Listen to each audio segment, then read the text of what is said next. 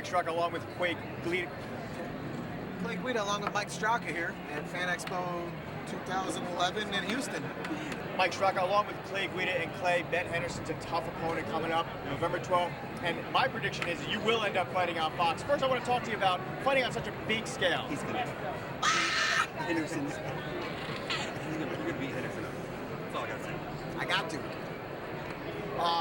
Yeah, you bring us to a very important point in my career.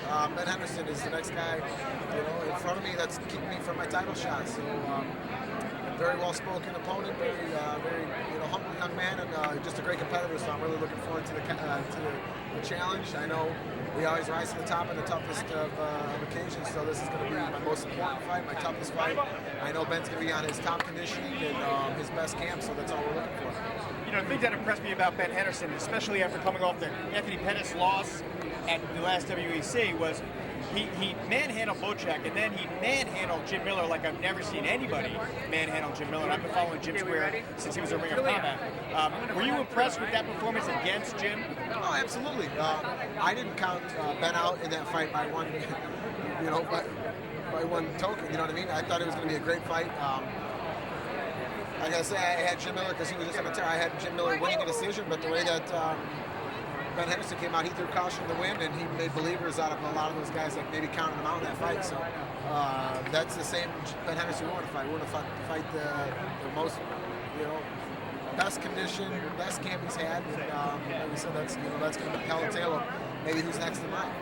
So a lot of guys at home may not know you're doing a lot of commercials these days. You got the Safe Auto commercial, and which they're hilarious spots. And I want to talk to you about that end of your career now, because you really have come really far from a guy who's you appear in magazines and pictures. Now you're on national TV and commercials, and you're going to be on Fox. In my prediction, you're going to be on Fox on November 12th. I want to know, how do you feel about fighting in front of 8-10 million people possibly?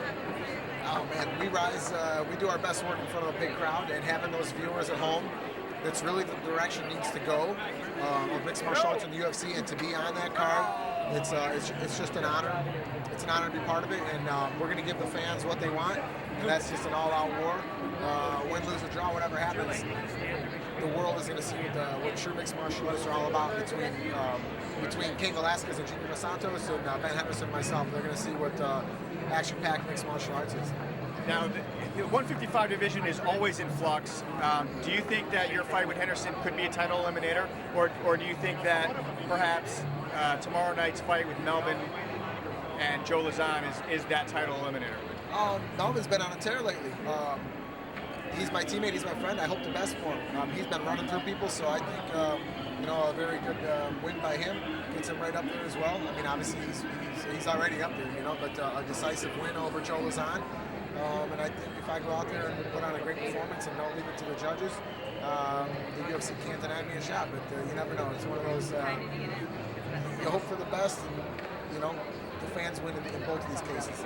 Well, you've been on a tear since the Rafael Dos Anjos fight in Oakland, where you broke his jaw with your shoulder, which was a pretty cool technique. What's been the difference in the last 12 months in your training and in your fight career? The difference in my training is, just my rededicating myself and just focusing on becoming a student of the game again, rededicating, becoming one of my trainers and my teammates and things like that, and finding the love for the sport again. Not that I lost it, but it's just sometimes you have to kind of look back, reassess your goals, and the reason I'm here is because I want that belt. I want to put on a show for the fans. I always want to have fun first, win, and everything else after that. Great. Clay Guida. Thanks, sir.